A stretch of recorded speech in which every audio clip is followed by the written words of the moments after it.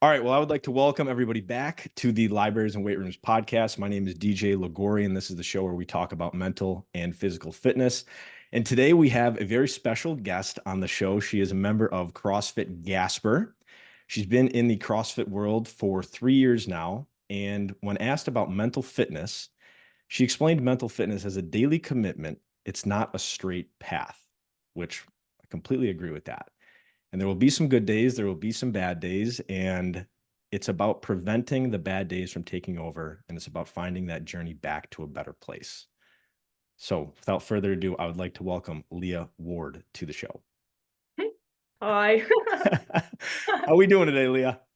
I'm doing great. How about yourself? I am doing fantastic. And so here's how we're gonna jump into something that Lia and I were just kind of talking offline a little bit. First off, Lia, you want to explain kind of what happened for your injury over the past couple of months, just so we kind of can set some context? Yeah, so I just tore my ACL about 4 or 5 months ago. Had surgery beginning of October. And then I've just been on my recovery journey ever since, kind of slide away from the soccer CrossFit aspect, and I've been trying to get back to the basics. So it's Yep. been a journey, but it's been rewarding nonetheless. So curious, what's been rewarding about it? Honestly, that's like a hard question because you don't think of how hard it is to walk, to run, to jump. Like those are just Yeah. like things that you learn when you're like an adolescent. But Yeah. when you can't do it anymore, it's like frustrating. But Hmm. then once you can start doing it again, it's like a breath of fresh air, Like Yeah. you're like, oh, like I'm slowly starting to being back to like my whole self. And Hmm. it's just so exciting. Like Does that, I look sorry, forward to sorry, go going to ahead. PT all the time because I'm Mhm. like, well, what else am I going to be able to accomplish today? Yeah. Does that kind of put things into perspective about like you said, how nice it is to walk or how nice it is to run? Like when you actually Yeah. get to that point, it's like, oh my gosh, I'm actually so grateful that I'm able to do this now. Yeah, and you hear those people that are always like, you never take for granted how easy it is to like breathe through your nose until you're sick. It's one of those Yeah. scenarios. Yeah, that's a great You're point. you're overly grateful for things once you're able to like see what you can do once you can't do it? Hmm. Yeah. And so I think that's a great place to kind of start when it comes to dealing with a physical injury. How do we deal with that from a mental fitness standpoint, right? So I'm curious about kind of describe what your mentality has been like through your recovery from your injury. So obviously the first like 2 weeks, I would say, of like right after my injury happened, I was like in a rut. Hmm. Obviously, who's not? Like Yeah. you got like two sports take well, I got two sports taken away from me basically. Kind of lost like that whole community of my CrossFit gym and then also my soccer team that I was a part of. Uh, but then I'm like pre-PA, so I Hmm. really wanted to go into the medical field. So I took this opportunity. I did like a 180. I took this opportunity and I talked to my surgeon and I was like, "Hey, like I'm here. You know me now. Like, can I shadow you?" Like in the OR. And shadowing is so hard to Hmm. get like a connection with because most people are like, "No, I don't know you. Like I don't want you in my OR?" Hmm. But my surgeon was like, "Oh yeah, like talk to my manager. Like we can set this up. Like I'll let you shadow me. I don't really care. Like I know you now." So I took it from being like, oh, this is like the end of my athletic career to like, well, actually I can make this into like a career move for my future? So I don't know. Like once I took a step back from the part of like, okay, well, this has been taken from me, I'm like, well, what can I like achieve from this? And I haven't really had many bad days since. I can't like think of another day, obviously post surgery when I was crying from the pain because that was a tremendous amount of pain. But other Hmm. than that, I've pretty much been on and up from my injury because I mean, like, what can I do about it now? Like Hmm. being upset and being sad about it's not going to change any fact that I'm still going to have to recover and still get back to the point that I was at. Hmm. But So I'm sorry. Go ahead. you turned an injury into an opportunity. Yeah. That is pretty impressive, right? What made you come up with that idea of, hey, like this is a great idea to do this? Honestly, I don't even know. It kind of just came to me at my appointment, and I looked at him and I was like, "Can I please shadow you?" Like, I mean, life's about connections, right? And Yeah. you got to find those opportunities to make them. So I I mean, turn the negative into a positive and hope for the best. so I'm really happy you said that, Leah, because one of the things that I work a lot with people on is, all right, an event happens in our life and we give it a certain label, right? Hmm. We either say it's negative, it's not serving me, or it's positive and it is serving me. Now, looking at the event of you with your injury, one might say, all right, that's a bad thing, right? Looking back on it right now, I mean, what you said you're 4 months after Yeah, just your got to be injury, 4 months. Yep. right? Looking back on it now, has your label changed of that event? Of like tearing my ACL. Yeah.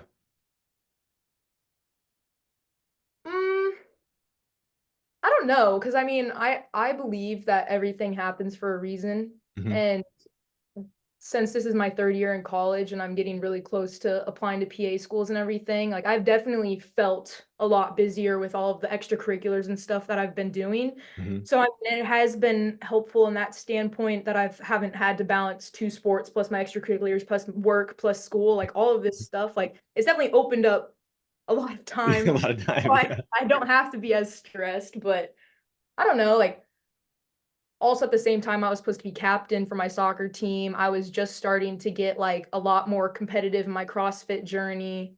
So, I mean, I had really high goals for my sport aspect of my life, but at the same time, I'm starting to get to that point where my academic and career part of my life is starting to take off. So, as much as I want to say that my standpoint has changed, I also think that it had to have happened in a way, because I feel like I wouldn't have focused on my career aspect as much if I was still doing two sports at this time in my life, if that makes sense.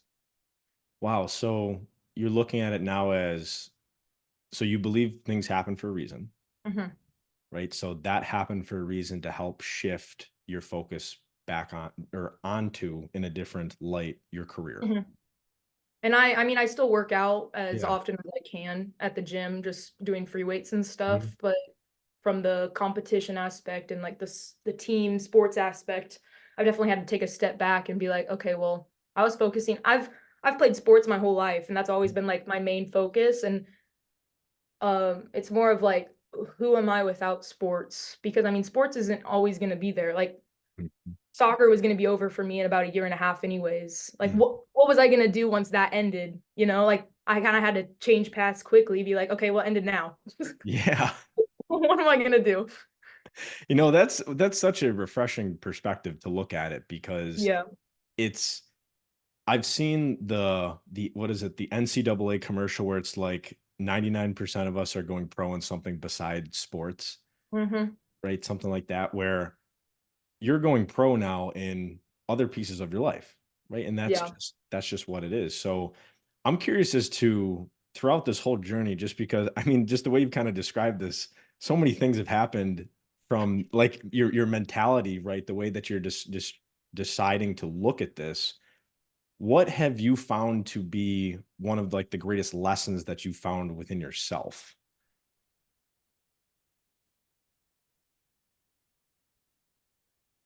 Maybe that I'm more than just sports. Mm. Because I've always grown up being like one of those people in high school that were always like the jock or, Hmm. like the athletic person. I don't know, like I wasn't ever really known as anything more. Hmm. Now I've gotten into like hanging out with my friends more, volunteering, like all of this stuff, trying to figure out like who I am as a person. Hmm. And then rewarding to say the least. I started this new thing in 2024 where I want to do something each month, one or two things that like Hmm. pushes me out of my comfort zone. So Mm. obviously this podcast is one of them. I'm not the most like extroverted person like per se, but I was like, why not give it a shot, just Yeah. try to figure out more about myself now that I'm not hi ho on sports. Hmm. Well, I mean, that kind of connects to your quote. It doesn't get easier, right? You just get better, Yep. right? And Yep. I I love think, that quote. right, I think it's, and you mentioned that was on the wall at your CrossFit gym. Yep. And I stare at that every single workout. Like when you're about to like die or pass out on the floor after a workout, I kind of look at it and I'm like, well, that's true. Well, it's funny you say that because what I tell myself, like my self-talk when I am about to die or pass out in a workout, I tell myself be here, which is on my shirt, Yeah. because I like, right, we think about how much time do I have left in this AMRAP, right? Or Mhm. how many sets do I have left in this? Or like I feel like we notice the gap of things Yeah. where instead it's like, all right, I've done this much. All I can really control is what I'm currently doing. Just be here. Hmm. Right. Yeah. Right. It's not going to get easier. I'm just going to get better right now. It's actually going to get harder. Right. Because I'm going to get more Literally. tired. You're at like 10 minutes of the AMRAP and it's a 20-minute AMRAP and you're like, Yeah. You're like, I'm not even close. I went way too fast. For But all of push our, through. exactly. For all of our CrossFit athletes out there, I know you guys are completely connecting with that same feeling, right? Of, hey, how much have I gone? Not really that far. Yeah, when you look at that clock and you're like, oh, It's a that's very always humbling. worse.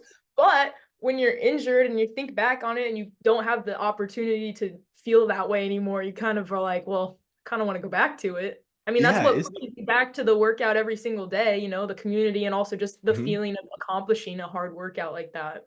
Yeah, that's a great point, right? It's kind of like we often seek out those moments of discomfort because we Hmm. know what they're doing for us, Yeah.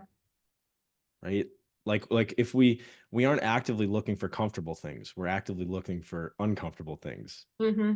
And just the feeling of accomplishing something that's hard. Like I'll look at a workout before I get to my gym and I'm Mhm, like, oh, I don't know if I want to go today, but obviously I still go because mhm. after every single workout, I always feel amazing. Yeah. Like during the workout, awful. Mhm. I want to like cry. Sometimes I do, like while I'm on the assault bike, but Yep. but like after the workout and you're passed out on the floor, you're like, well, I just accomplished that. Yeah. That's over with. That part of my day is done and I accomplished something. That is one thing that I do miss about being injured or that I miss about not being like healthy is just Mhm. like the aspect of getting a good workout in and feeling like I really hit it home. Really As hit it. as much as like free weights, Mhm. are beneficial. I don't know. Something about CrossFit is just a different level of accomplishment. I completely agree with you on that. I think that's I mean, I've personally been involved in CrossFit for maybe like a year and a half, and Hmm. the reward you get, I think physically is rewarding, right? Because you get to see your body change, right, in Yeah. areas you want to. And I do think, and this is why I think there's such a huge correlation between mental fitness and CrossFit, is I feel like it does help us from a mental standpoint. Where a great example, right? You have a 20-minute AMRAP and you're ten minutes in and you're exhausted And you want to quit and you so bad. want to right and you want to Yeah. quit, yet you don't want to be that person where it's like, yeah, I'm good, I'm just going to call it at this Yeah. 10-minute mark. There's something in us that keeps us going to that 20 minutes, right? If you were to describe what that thing is, what is that? Well, personally, for me, I've gone to two CrossFit gyms well, actually, like 3 CrossFit gyms in my lifetime. And at every single gym, it's always the community. And as Mhm. much as people are like, "Oh, like CrossFit communities are cults," no, that's a family. Yeah. Yep. Like I will look over at like one of my like good trainers or like one Mhm. of my good friends or something, and I'm like, "Oh, well, they're still like going hard." I'm like, Mhm. why am I not going as hard? Or like I'll see them like one round ahead of me and I'm like, oh well, I want to catch them, Yeah. like they're probably thinking like the same thing as of me. Mhm. Like every single person sees someone and they're like, well, I want to be beating that person, or I want to keep going because that person's still going, or like, you know, and as much as it's a singular sport, it's also a team sport from the Mhm. standpoint of you're pushing each other no matter what Yeah. and you're there for each other no matter what. So I also missed that part. That is a really interesting shift though, because I have heard, hey, CrossFit's a cult. And Mhm. the I hear first it a time, lot. right, I hear it all the time. The first time I thought about or somebody said it, I was like, that sounds fucking awesome. Like it's a cult of so it's a cult of fitness. I'm like, these this sounds like the greatest people in the world. And then I got involved with my gym back in New York, Mhm, and you hit it right on the head, right? It wasn't a cult, it's more of a family, mhm. right? This is more of a They care feeling of, about you so much. yeah, right. It's that feeling where, hey, I'm gonna suffer really hard intentionally, and I'm gonna do it next to you. And then that Yep. person in their head's like, I'm gonna do it right next to you too. Mhm. And that's how I think you deepen those bonds of connection. It's almost kind of like vulnerability, where Yeah. when you see somebody on an assault bike and they look like they're about to just evaporate off the face of the earth, right? And like their Yep. face is all, and we look just as unattractive as humanly possible, and we just kind of don't care. And it's like, that's somebody I want to be around because they're working towards what is important to them. And Mhm. that's authentic. I personally believe that's a very authentic way to live. And I want to associate myself with those people. Yeah, Right. very much so. Yeah. Even at And competitions, like mhm, when I'm competing, the people around me, they're always saying like, "Oh, good job," or like, "Good luck," or "You did great on this," or like all this stuff. Like as much as we're all in our own lanes, focused on our mhm. own self, once it's not like the timer going, everyone is very supportive. Yeah. And even when I'm judging, like I'll be judging and I'll be seeing everyone being supportive. Like sometimes I'll like say good luck or like good job to my athletes and they're like, Mhm, "Oh, like thanks for being there." Like all this stuff. Like they're even grateful for the judges. So I don't know, like I just love the community as a whole because everyone's always there for each other no matter what. Even if someone's like in the lower division and they're not doing as well or they can't do a movement, I've seen competitions where all of us judges, where our lanes finish, we'll go over there and like cheer them on. And that's what it's mhm, about, like CrossFit is open for every single person, no matter your skill level, mhm. and everyone cheers you on no matter what, even if you're at the bottom or if you're at the top, like Yeah. we don't Yeah. judge. Yeah. Yeah. I think that's a great point too about what the community brings to the actual sport. And Mhm.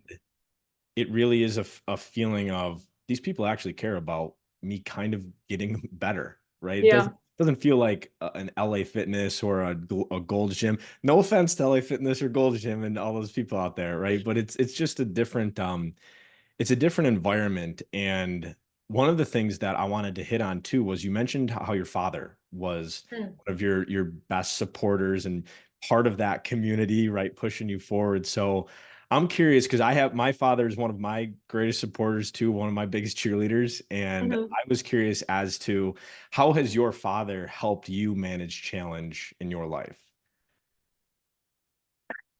So actually, my dad, I once made him do a CrossFit class with me. My dad, like, he is one of the most like ripped, very strong guy, goes to the gym every single day. I made him Mhm, do this CrossFit workout and he was dead last and dying. And he was like, I don't know how you do this. I'm very impressed, like all of this stuff. But I don't know, like he's just always been my biggest supporter no matter what. mhm, He was the one that encouraged me to get into cross country and track when I was mhm. younger, when I was like, oh, I'm not gonna like that. And then I ended up loving it. Yeah. He goes to every single one of my CrossFit competitions. He's gone to every single one of my soccer games that he can make if he's in town. And then he's always just been a phone call away from for me if like I have something bad going on or if I have something Mhm, good. Like he's normally the first person that I tell for anything. mhm. Sometimes he tells me when he gets a phone call from me, he's like, "Oh no, like what happened now?" Yep.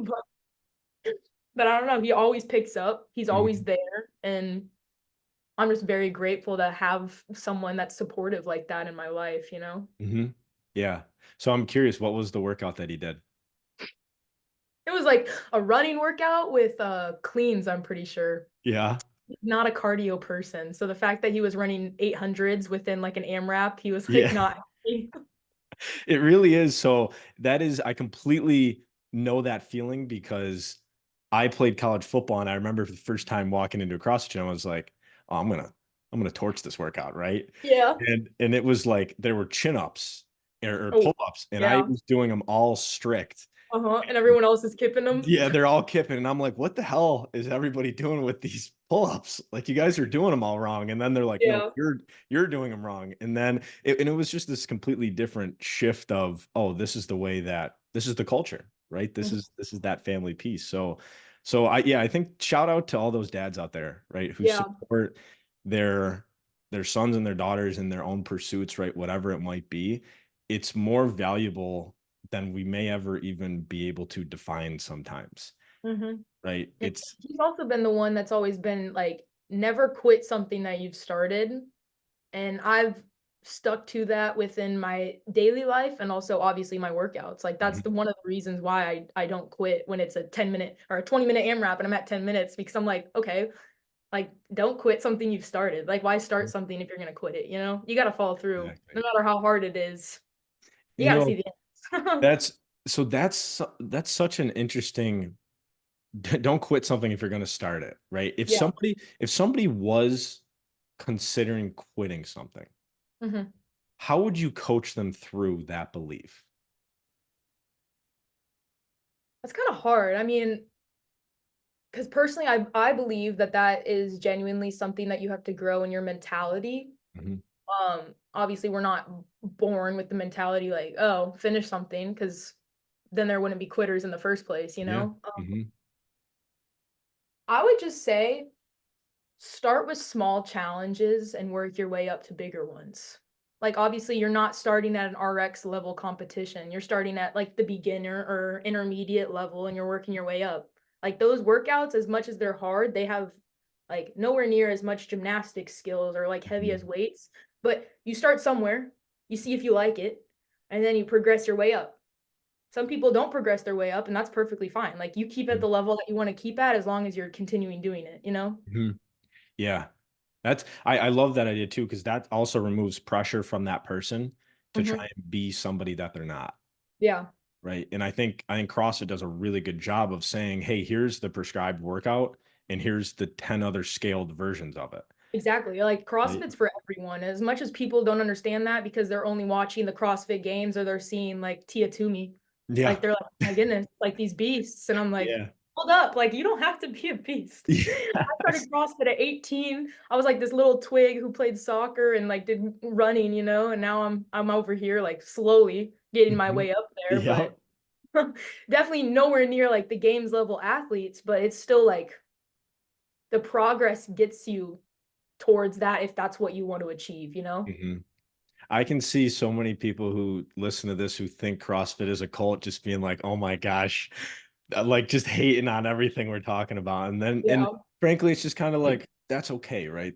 They're not Yeah. they're not part of this family and that's fine, right? It's Mhm. like be I've had so authentic to many, yourself. like, disagreements, I would say, with some power lifters that I go to the gym with, but and they're all like, "Oh, like, CrossFit's a cult, you don't do, like, all of these movements right," and I'm like, "What you're not seeing is in the gym when we're not competing, we are doing strict pull-ups, we're doing our strict, deadlifts, like, all of this stuff. You're not seeing it because obviously in a competition, we are not trying to do strict movements for the sake of Yes. like, I can do strict pull-ups, like, it's not that hard. I'm not about to do 50 strict pull-ups within the Mhm. span of, like, 2 minutes Mhm. because that's just not gonna be possible for the competition part, but as much as they wanna be hating, like, we're doing the strict movements that they think we're not, so Mhm. And I can jokes on also them. yeah, I can also attest to being a college football player who worked out with college football guys and oh yeah, Mhm, we deadlift and bench and squat. And I remember the coaches thinking it might be beneficial to involve some CrossFit workouts in the mhm. actual workout and watching guys trying to overhead squat and guys falling backwards, right? And Yeah, doing a power snatch and letting go of the weight and being like, "Oh my god, like there's a lot of coordination to this." Like mhm. this is not just, "Oh, we do a kipping pull up instead of a strict pull up." Right? Yeah, This is there's way more coordination and depth to this once you actually kind of dive into it. And yeah. I think And too there's a ton of mental shift to it as well. no, there is, and cardiovascular health Mhm. improves when you do CrossFit just because 'cause you're always doing some sort of cardio on top of the Yes. heavy weights that you're lifting, so Yes. I there's a lot completely of aspects that I can see a lot of people, like, might not like about CrossFit, but if if you are genuinely and, like, thinking, "How is a person gonna be healthy?" As long as they're moving, it doesn't really matter, so I don't Mhm. understand why people be hating on it in the first place. Like, you should be just thankful that people are wanting to get out there and be healthy, you know? Yeah. Yeah. I think that's a great point, right? If you're somebody who's just actively trying to better yourself when it comes to your overall health, right? Why not give this functional movement a test? Mhm. Right. I mean, Yeah, sometimes it's just about yeah. to have, like, social interaction with people, like, Oh, you yeah. go to a regular gym, most people aren't gonna be talking to you. They have their headphones in and Yeah. they're there to get their stuff done and leave. Yes. Yeah. Or Yep. before I at least at my gym, we normally have, like, our warm-ups, and during our warm-up run, we're all talking to each other, like, asking Mhm. how our weekends were, like, you know, being a family, and Yeah. that's what always drove me to wake up for my 7 AM workouts and get it done, you know? It was the people that I was working out with every single morning and Mhm. cared about my well-being, you know? Yeah. I've never thought of it like that, where, in CrossFit, you're not necessarily listening to your own music and stuff. You're Mm. working out with other people, and I can totally attest to that. You are talking with other people, right? And you're even cheering on people during the Yeah. workout. You see them, like, slowly, like, taking a break or, like, about to take a break, you'll be like, "No, like, come on." Like, Yeah. sometimes that just, like, "Come on," is what leads someone to go harder again or, like, Yes. get into it. They just need someone to be like, "Hey, I see you, like, keep Mhm. going, and you got it," and then they're Yes. always like, "Okay, I'm Yeah. back in it." And that plays so nicely into that human need to be seen, heard, and understood, Mhm. right? Where I'm suffering over here in the corner and somebody's like, "Hey, I see you." Yep. Right. I see what you're working on. So awesome, Leah. Well, I absolutely love everything that we have talked about so far. I want to end with one more question. All right. This Okay. is this is our this is I our hope I'm last ready for it. this is our last question that I like to ask guests. What's a secret that no one else knows that you know that has helped you live a better life? You changed the question up on me. This is not the one I was expecting, but let me think. It's honestly the people that you surround yourself with that are gonna make your life better. As Mm, much as everyone's like, "Oh, it's your circle," you know, like, choose the people wisely for what you wanna be, it honestly is. mhm, 'Cause whoever's around you is basically what your life is gonna be.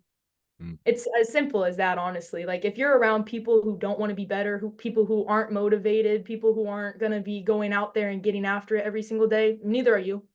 Yeah. Like, you need someone else in your life to drive you, like, what we were just saying, someone who's encouraging you in your workout, someone who's encouraging you in your daily life. Mhm.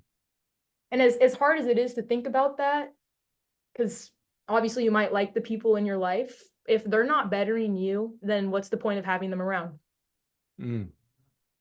you know? I've cut off a lot of people Yeah. because I moved down here to Florida from Illinois, and Yep. I've cut off a lot of people that were back in my past life that I was just like, "You're not benefiting me. I'm sorry. I don't wanna be a part of this life Yeah. anymore." So Yep. it's a hard decision, but if you wanna get somewhere in life, you have to make those decisions. Mhm. Yeah, and that's I think you outlined that very nicely where it's like, if you're not benefiting me, right? If we're not actively trying to help each other get to where we wanna go, Mhm. then in, like, the most respectful way, there isn't necessarily a reason that we need to even be in each other's Yep. life, right? And I it might is be comfortable with having you around, but in the long run, it's myself, you know? yeah, yeah. I think we forget about that sometimes, right? That we Yep. we live our lives individually. Even as much as we've talked about community, and family and supporting people, at the end of the day, when I'm in my head, I'm in my head, right? Mhm. Nobody No knows one's what's gonna get right. out unless it's yourself, you know? Yeah, right. It's kind of like I always kind of attest it to, if somebody says you're beautiful or you're smart or you're strong and you don't believe it, I think it falls on deaf ears, right? Yeah. It has to be that individual belief and that individually lived life. I think that then you start to connect with other people through. Yeah. You have Yeah. to find yourself to truly be able to find other people. Ooh, find yourself to find others. Mhm. Ooh, there's the title of the podcast right there. Yeah. I love that. All right, Leah. Well, thank you so much for your time today. I really enjoyed our conversation. And for those of you listening to today, here's a quick recap of what we covered. We covered the mental aspect of the physical injury. All right. If it doesn't get easier, you just get better. Right. We talked about the power of community, environment, and how CrossFit can change your life. Right. With Yeah. yeah. with feeling that And environment. if you're listening to this and you aren't a part of CrossFit, just try it. Most of the gyms All right. around there have a free trial. Go Yes. in, meet some people. Maybe you don't like it, but at least you met someone. At least you met someone. Maybe that person becomes part of your circle and starts to push you too. Yeah. Yep. Awesome. So all you need is one person. All you need is one. Well, Mhm. Lia Ward, thank you so much for your time today on the Libraries and Weight Rooms podcast. Yes, thank you for having me. Truly, truly appreciate it. And to everybody listening, hope you guys got some value out of today's episode. And until next time, have a great couple of weeks, and we will talk to you guys soon. We'll see you.